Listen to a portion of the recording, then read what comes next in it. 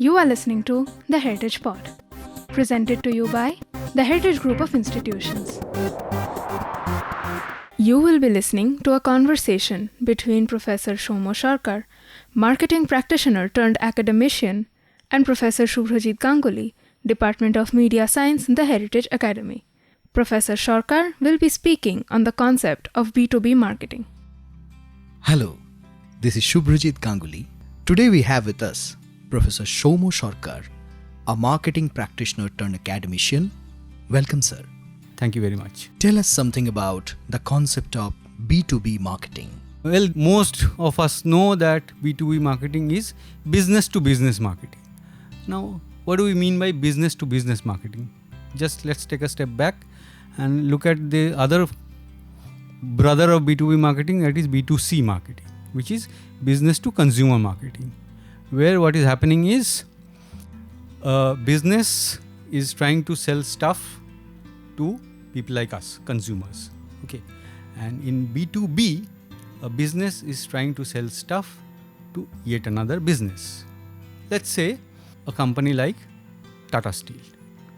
Tata Steel manufactures steel and sells to different other businesses. Like what? Like, let's say, another company like Maruti Udyog. So Maruti Udyog will buy steel from, it can be Tata Steel or any other steel manufacturer. Let's assume it's Tata Steel, and would use that steel for building their cars. So here, Tata Steel is a perfect example of a B2B marketing company. It is a business, it sells to another business. Please understand, we are not, as individual consumers, as individuals, we are not involved here.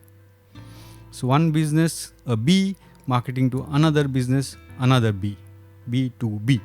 So that's the broad idea, sense of B2B marketing. Now, what goes into this? Why is it different from, or in characteristically, how is it different from B2C, the marketing that we look around us?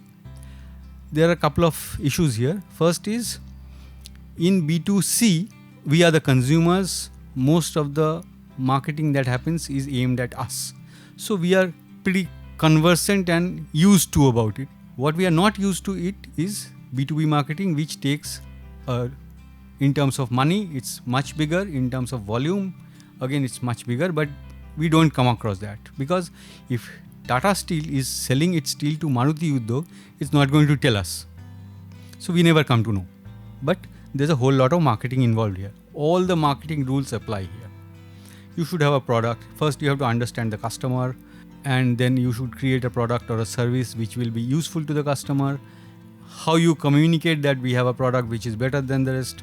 All those things which we normally use for consumer marketing applies to B2B marketing. Interestingly, in B2B marketing, we normally do not differentiate between products and services. Why? Because most of the time in B2B marketing, firms are selling solutions rather than a product or a service. As in, they are trying to solve a problem on behalf of their customers. So again, going back to the previous example of Maruti, if Maruti is planning a new car, a totally new model, first time they are planning to launch it, they would tell the steel manufacturer, look, Mr. Tata Steel, we are planning a new car. This is how it would be carrying this many people. This would be the size of the car. So what is the best available quality steel that you can provide me at a certain price? So the problem now belongs to Tata Steel rather than Maruti, that now we have to solve this customer's problem. They need a new type of steel or whatever it might be for this new car. This is something which we do not regularly come across in consumer markets. One. Another difference is, when we are talking about B2B vis-a-vis B2C, is in B2C you don't see the customers. Normally, in a land of 130 odd crore people, there's no way you can see and meet the customers. So normally we are using mass media for communicating our messages. In B2B, you are meeting the customers on a regular basis, if not a daily basis. So you speak to the customer, understand their problems, understand their pain points, and create a solution based on that. So the customer marketer relationship is much more close and much more frequent as opposed to a consumer like us, individual consumer and the marketer relationship, which is much impersonal, I would say. So that's another sort of a difference between these two types of markets. Finally, why is this sudden interest in B2B marketing, whether it's for the B schools or students or even general public? This is because people have started to realize that this is where the economy lies. Most of the function in the economy happens in the B2B space. Just think about it. If you start off with, say, our very mundane pack of toothpaste, one tube of toothpaste. We use that every day. We don't even think about it in the morning. But what goes into a tube of toothpaste? The toothpaste itself, which contains n number of chemicals. And not all of them would come from the same company. So if Hindustan Unilever is manufacturing a tube of toothpaste, it needs chemicals from different companies. It needs tube created for that specific toothpaste of a certain size with all its information printed on top of it from another company. It would need another company to prepare only the cap, which is a plastic piece. And there would be a cardboard box, again printed. So different people, different businesses rather, doing their bit to create just a tube of toothpaste. Now think about an aircraft. So many parts. Or a car again. So many parts. So how many businesses would be involved there? So now people have slowly coming to the realization that this is a huge territory, huge domain which needs to be looked into. In terms of job creations, more jobs are being created in the B2B space rather than in the B2C space.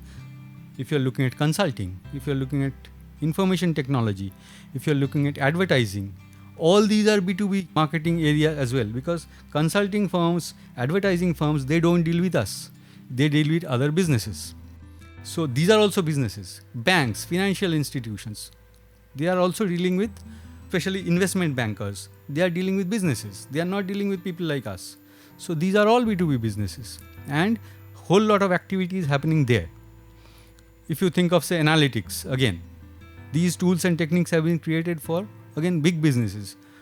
Because we do not buy SAP software. We do not buy analytics tools as individuals. Only companies do that.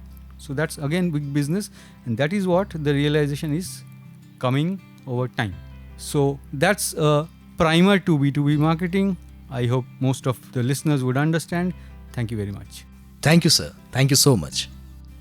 That was Professor Soumya Sarkar, a marketing practitioner turned academician, speaking on the concept of B2B marketing. For more content, keep listening to the Heritage Pod. This is Subhrajeet signing off. Presented to you by the Heritage Group of Institutions.